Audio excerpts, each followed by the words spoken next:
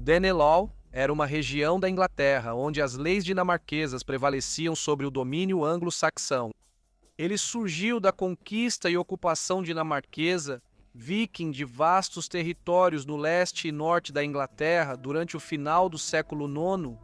Este vídeo vai contar toda a história do Danelaw, suas origens, sua ascensão à proeminência e, por fim, seu declínio e desaparecimento. De acordo com a crônica anglo-saxônica, no ano de 787 está registrado: primeiro chegaram 3 navios de nórdicos vindos de Hordaland. O oficial local saiu para encontrá-los, pretendendo escoltá-los até a cidade do rei, pois ele não sabia quem eles eram, e lá eles o mataram. Esses foram os primeiros navios de nórdicos a buscar as terras da nação inglesa. Esse breve, porém brutal encontro marcou a chegada ameaçadora de uma nova e temível presença nas costas inglesas naquela época. O rei Offa da Mércia, então o governante mais poderoso da Inglaterra, ordenou que Kent preparasse suas defesas contra pagãos navegantes com navios errantes. Essa referência, quase certamente aos primeiros invasores vikings, sugere que ataques costeiros esporádicos já haviam começado e que o rei Offa foi um dos primeiros reis ingleses a perceber o perigo crescente. Apenas alguns anos depois, no ano de 793, os vikings lançaram seu notório ataque ao mosteiro de Lindisfarne, na costa nordeste da Inglaterra. Esses locais sagrados eram alvos atraentes, ricos, mal defendidos e repletos de tesouros portáteis. Outro ato de agressão viking registrado precocemente foi na Batalha de Hingstone Down, travada no ano de 838. Lá, uma coalizão de guerreiros córnicos e invasores vikings enfrentou os saxões ocidentais sob o comando de Egberto, o rei de Wessex. O confronto terminou com uma vitória decisiva dos saxões ocidentais. A crônica anglo-saxônica, referindo-se aos córnicos como os galeses do oeste, relata o evento. Neste ano, uma grande força naval chegou entre os galeses do oeste e estes se uniram a eles e marcharam para a guerra contra Egberto, rei dos saxões ocidentais. Quando soube disso, ele avançou com seu exército e lutou contra eles em Hingstone Down, colocando tanto os galeses quanto os dinamarqueses em fuga. Cerca de 10 anos depois, em 851, ocorreu a Batalha de Ackley entre os saxões ocidentais. Desta vez, liderados por Ethelwulf, filho do rei Egberto, e um exército viking dinamarquês. Os detalhes do confronto são escassos e, mais uma vez, a crônica anglo-saxônica fornece o relato mais vívido. 350 navios entraram na foz do Tâmisa, invadiram Canterbury e Londres e forçaram Beotulfo, rei da Mércia, a fugir com seu exército. Depois eles foram para o sul, atravessaram o Tâmisa até Surrey, onde o rei Ethelwulfo e seu filho Etelbaldo os encontraram com um exército saxão ocidental em Acléa, e ali fizeram o maior massacre de um exército invasor pagão até hoje e conquistaram a vitória. Pelos próximos 2 séculos, vikings noruegueses e dinamarqueses atormentariam as costas da Inglaterra, Escócia e Irlanda e as costas da França, em sua busca implacável por pilhagem, riqueza e glória. Os líderes desses bandos de guerra conquistaram novos domínios, estabelecendo-se como reis e condes nas terras que tomaram. Era uma época em que ferocidade, ambição e força de vontade podiam elevar um homem da obscuridade à coroa e ao reino. A Inglaterra, no ano de 865, não era um único Reino Unido, mas sim um mosaico de reinos concorrentes. Os mais poderosos entre eles eram Wessex, Anglia Oriental, Nortúmbria e Mércia, cada um governado por seu próprio rei, cada rei guiado por suas próprias ambições. Essa fragmentação política tornava a terra particularmente vulnerável, permitindo que bandos guerreiros vikings atacassem, saqueassem e recuassem com um sucesso alarmante. Com o tempo, porém, a visão dos vikings sobre as ilhas britânicas mudou.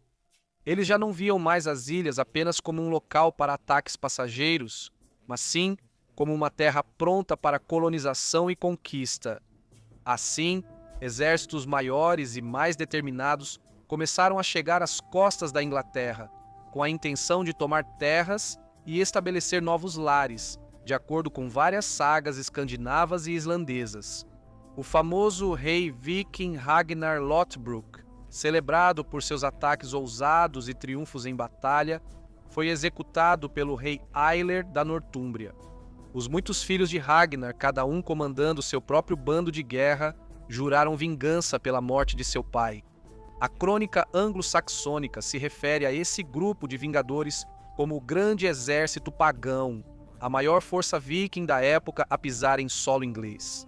Ele era liderado por Ivar, o Desossado, Halfden, Ragnarsson, Uber, Ragnarsson, Bjorn Flanco de Ferro e Sigurd Olho de Serpente.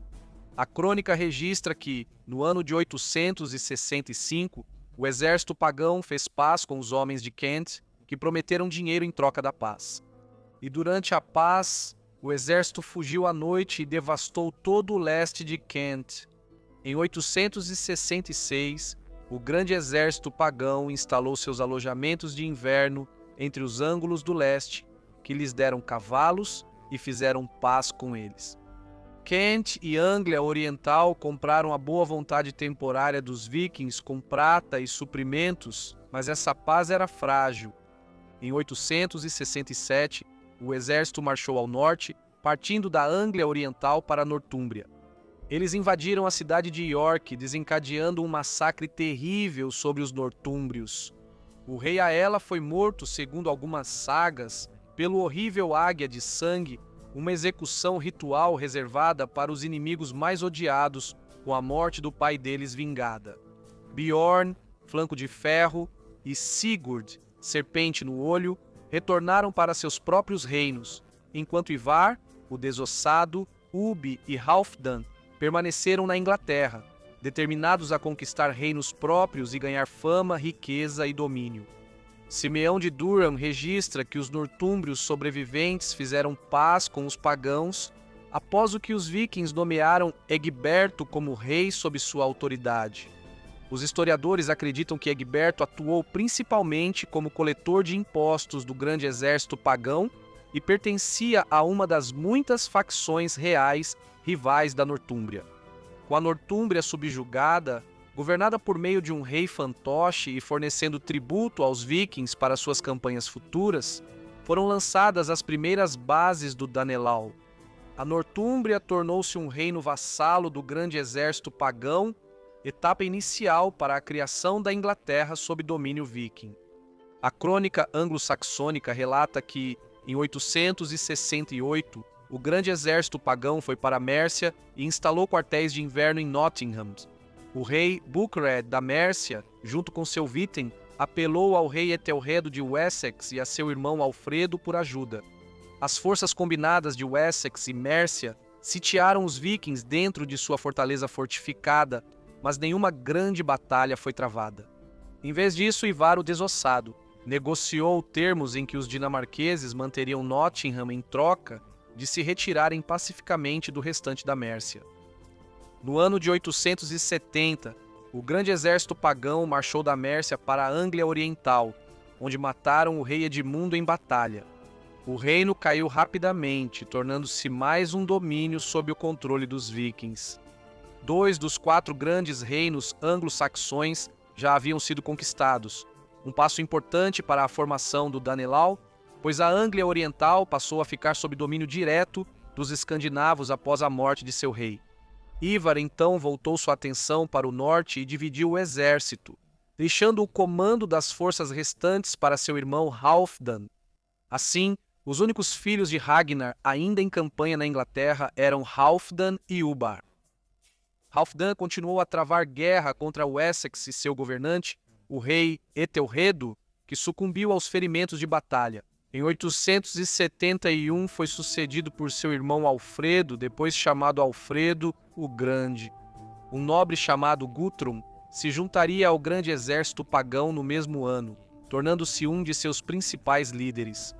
No ano de 874, o exército viking mais uma vez desceu sobre Mércia, forçando o rei Buthred ao exílio. O reino foi subjugado e os vikings nomearam um governante fantoche, Ceolwulf, exigindo dele juramentos de lealdade. 3 dos grandes reinos anglo-saxões agora haviam caído sob a influência viking, restando o Essex como o último território não conquistado. Isso marcou uma fase decisiva na criação do Danelaw. Os vikings agora dominavam vastos territórios e a cada dia que passava, sua presença remodelava a terra. Eles se casaram com a população local, criaram filhos em solo inglês e receberam novos chegados do outro lado do mar. Reis fantoches lhes forneciam suprimentos de ouro e lealdade, enquanto costumes e leis escandinavas substituíam cada vez mais as tradicionais anglo-saxônicas. Após a conquista da Mércia, o grande exército pagão se dividiu mais uma vez. Um contingente sob o comando de Guthrum marchou para o sul para continuar a luta implacável contra o Essex, enquanto o outro, liderado por Halfdan, seguiu para o norte para travar guerra contra os Pictos e os Bretões de Strathclyde. Em 877, Halfdan se tornou rei da Nortúmbria, sendo o primeiro viking a governar um reino anglo-saxão. Seu reinado foi breve. Morreu em 877 em Dublin, tentando recuperar sua autoridade. Com sua morte, o único Ragnarsson sobrevivente ainda ativo em solo inglês era Ubar. A crônica anglo-saxônica registra que, no ano de 878, o irmão de Ivar e Halfdan chegou com 23 navios a Devonshire, em Wessex, e ele foi morto lá, junto com 840 homens de seu exército, e foi capturada a bandeira de guerra, que eles chamavam de Corvo. Assim, Uba caiu, e com sua morte todos os filhos de Ragnar na Inglaterra se foram. A liderança do que restou do grande exército pagão agora passou inteiramente para Guthrum. Forçado a se esconder por um tempo, Alfredo eventualmente reapareceu para reunir suas forças e contra-atacar Guthrum. Na Batalha de Edington, ele conquistou uma vitória decisiva, forçando os dinamarqueses a recuar para Chippenham. Lá, Alfredo cercou a fortaleza deles até que a fome e o desespero os obrigaram a se render, como parte dos termos de paz. Alfredo exigiu que Guthrum aceitasse o batismo. O próprio rei foi padrinho de Guthrum. Não muito tempo depois de Edington, um tratado formal foi concluído, estabelecendo as fronteiras e obrigações duradouras entre seus reinos.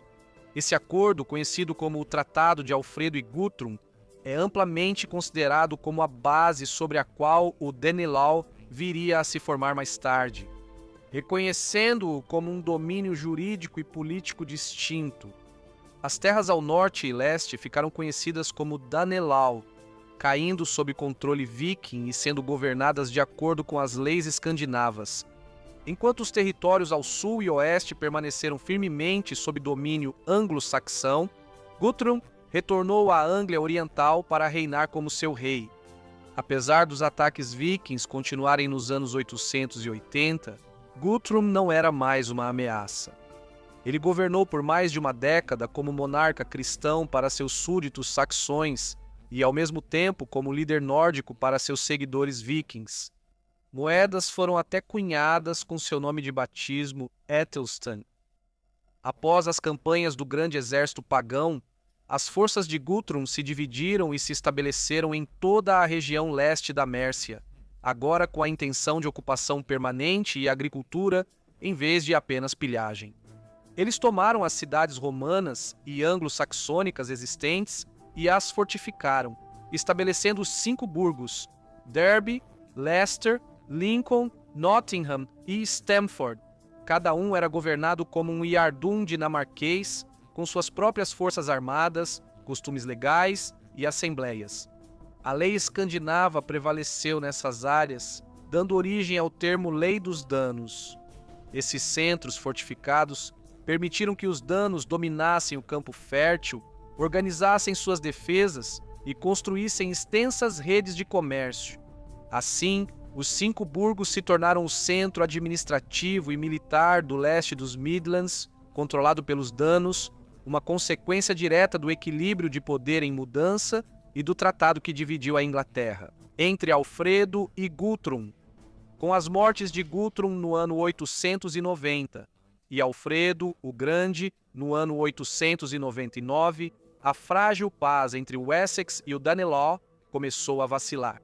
Alfredo foi sucedido por seu filho, Eduardo, o Ancião, mas a sucessão foi contestada pelo primo de Eduardo, Eteovaldo, filho do irmão mais velho de Alfredo, que alegava que a coroa deveria ser sua por direito.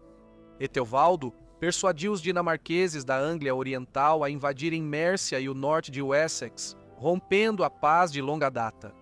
Os rivais se enfrentaram na Batalha de Home, onde os dinamarqueses mantiveram o campo, mas sofreram grandes perdas, incluindo Eteovaldo. A morte dele encerrou o desafio ao trono de Eduardo e, por vários anos, poucos conflitos foram registrados.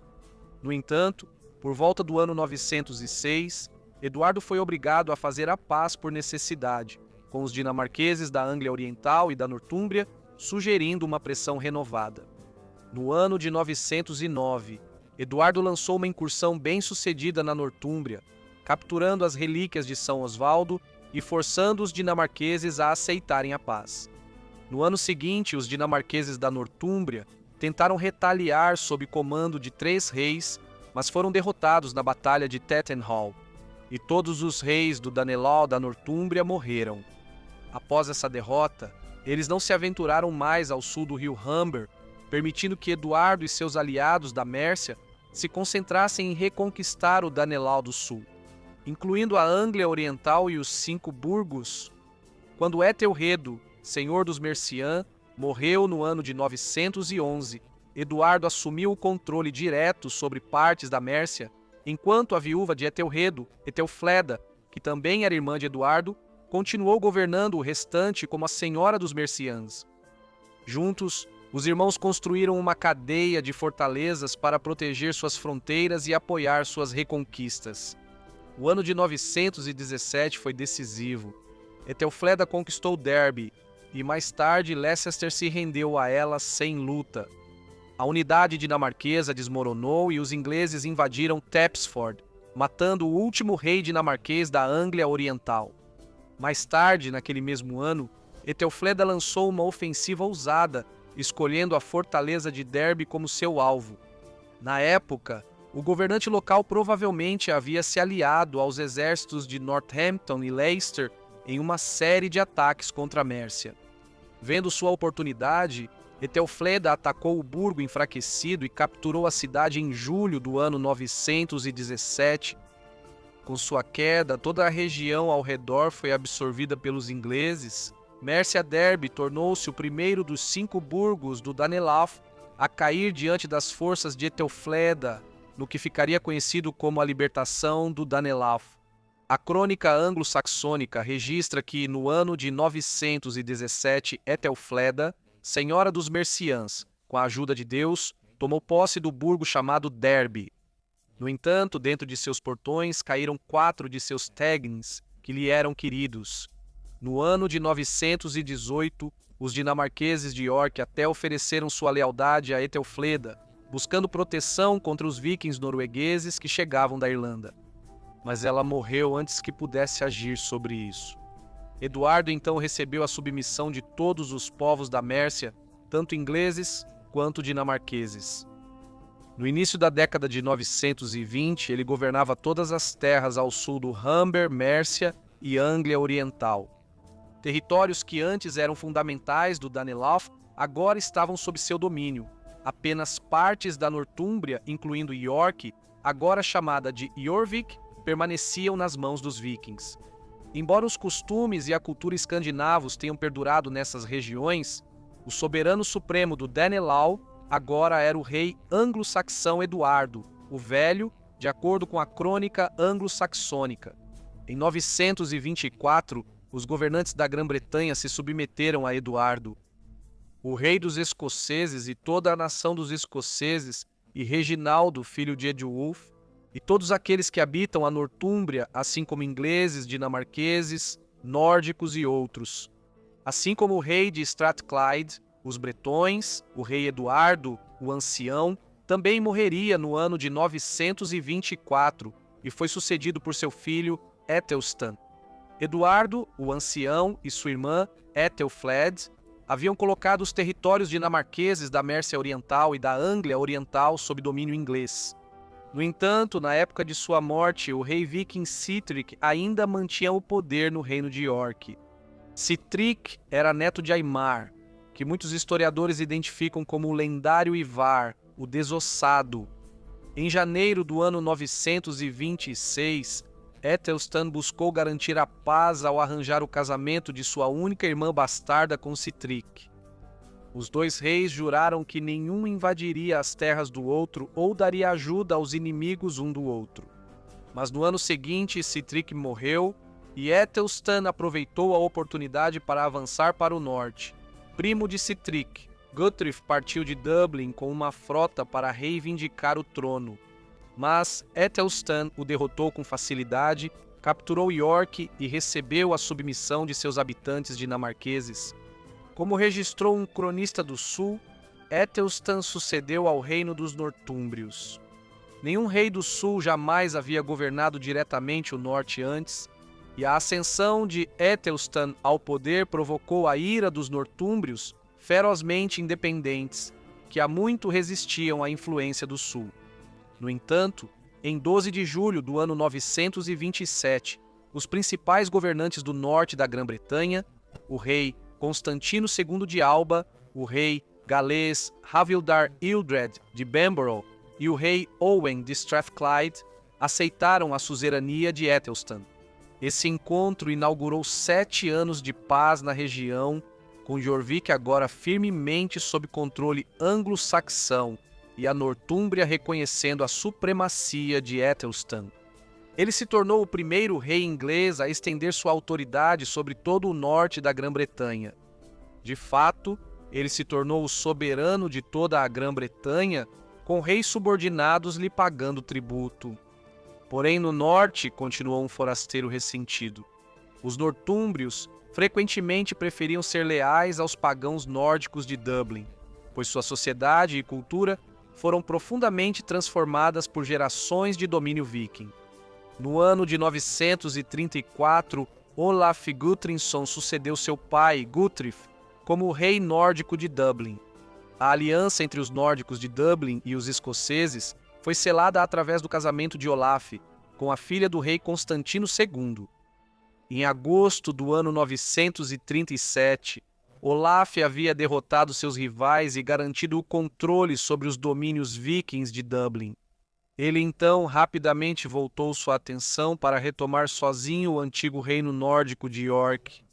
Nem Olaf nem Constantino possuíam força para desafiar Ethelstan, mas, unidos, eles viram uma chance de quebrar a dominação de Wessex. No outono daquele ano, Olaf e Constantino uniram forças com os bretões de Strathclyde sob o comando do rei Owain e marcharam para a Inglaterra. Enquanto os exércitos aliados devastavam as terras do norte da Inglaterra, Ethelstan reuniu cuidadosamente uma formidável hoste de saxões ocidentais e mercianos. Os exércitos acabaram se enfrentando na Batalha de Brunanburh, onde Ethelstan obteve uma vitória retumbante e decisiva. Os anais de Ulster relatam a batalha. Uma grande, lamentável e horrível batalha foi ferozmente travada entre os saxões e os nórdicos, na qual incontáveis milhares de nórdicos caíram. Seu rei, Olaf, escapou com apenas um punhado de seguidores. Muitos saxões também pereceram, mas Ethelstan, rei dos saxões, conquistou uma grande vitória.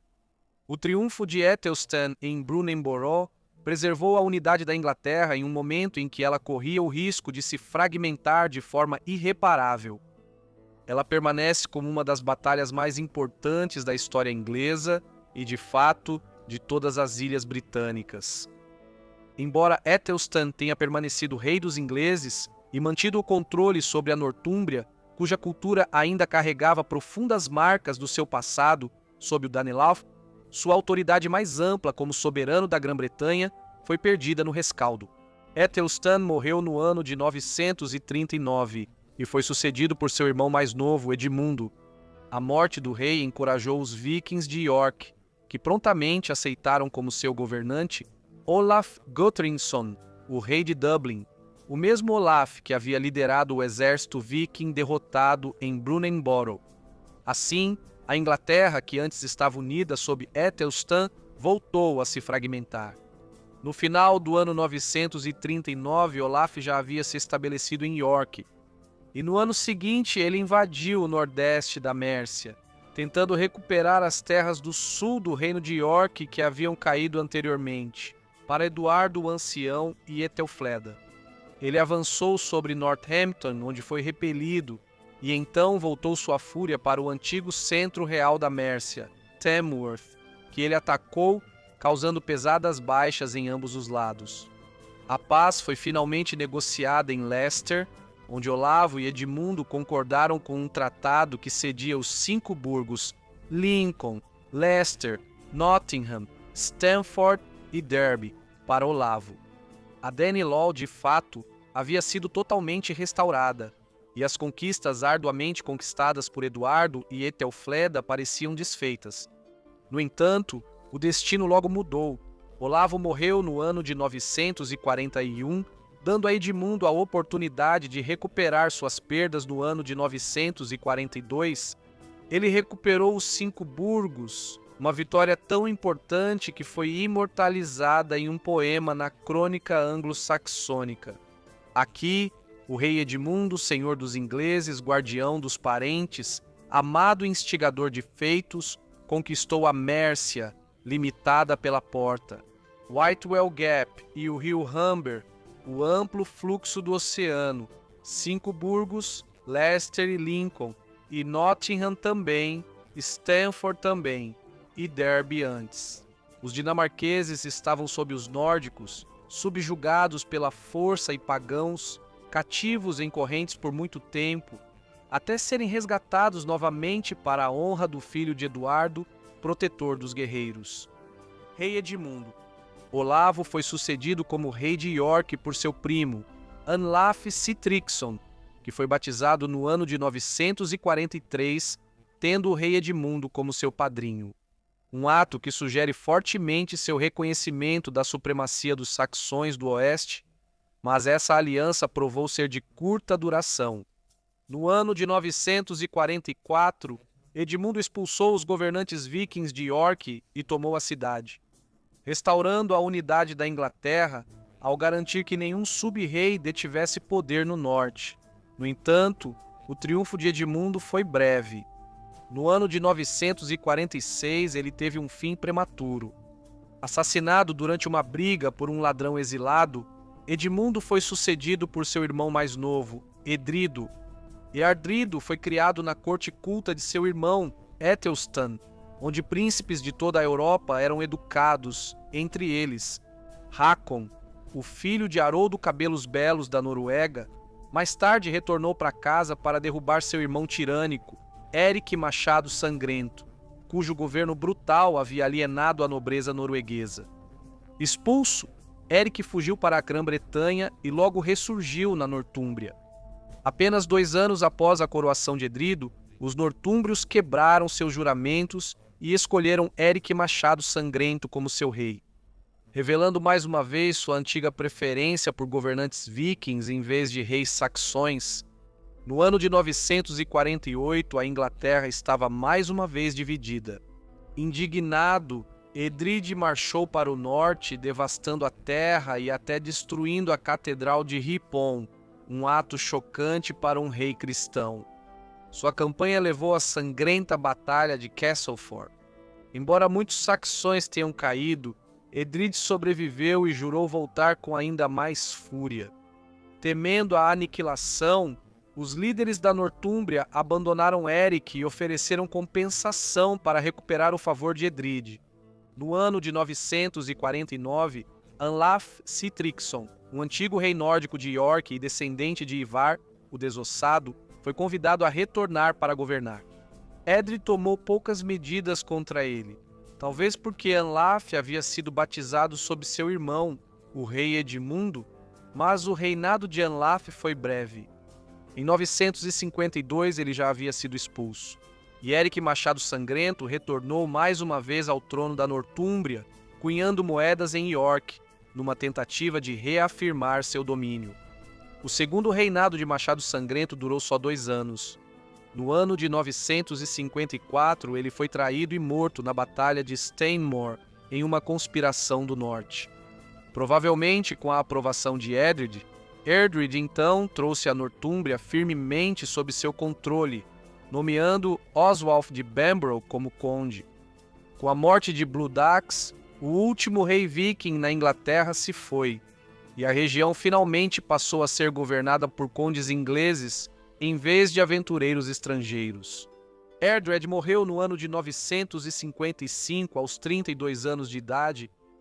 Apesar de sua fragilidade, Edred passou seus 9 anos de reinado consolidando a Inglaterra, subjugando governantes vikings e sufocando rebeliões no norte. Ele foi sucedido por seu sobrinho Edwig, filho do rei Edmundo. Assim, a lei dos dinamarqueses tornou-se uma relíquia do passado. Embora a de Inglaterra tenha se transformado em uma sociedade anglo-escandinava, com a influência nórdica e dinamarquesa sendo mais forte na Nortúmbria e nos 5 burgos. A terra passou a ser governada firmemente por reis ingleses, senhores supremos incontestáveis dessas regiões antes disputadas. A influência dos assentamentos escandinavos desse período ainda pode ser rastreada pelo norte da Inglaterra e pelos East Midlands, mais claramente em muitos nomes de lugares. Nomes derivados do antigo nórdico oriental e antigo inglês, permaneceram parcialmente mutuamente inteligíveis. E o contato próximo entre as duas línguas dentro da Lei dos Danos levou à adoção de inúmeras palavras nórdicas no inglês. Rei Egberto de Wessex, seu filho Etelwulfo e os filhos de Etelwulfo, Etelredo e Alfredo, seguidos por seu filho Eduardo, o ancião, e seus filhos Etelstano, Edmundo e Edrido. Todos lutaram para repelir os invasores vikings e seus líderes. Embora o Danelaw já estivesse firmemente estabelecido, esses reis anglo-saxões lutaram incansavelmente por mais de um século para forjar a Inglaterra em um Reino Unido sob domínio anglo-saxão. Mesmo assim, o legado do Danelaw é inegável. Mesmo após o reinado de Eardred, a Inglaterra permaneceu em muitos aspectos um reino anglo-escandinavo. Ondas de dinamarqueses e nórdicos se estabeleceram, casaram-se com os locais e gradualmente se tornaram parte do tecido da sociedade inglesa. Gostaria de agradecer imensamente a todos os meus membros. A contribuição de vocês é valiosa para a continuidade do canal e eu aprecio todos vocês imensamente. Um agradecimento especial ao John Sites. Espero que todos tenham gostado do vídeo. Se gostou, curta, inscreva-se, compartilhe e até a próxima semana com mais um perfil histórico.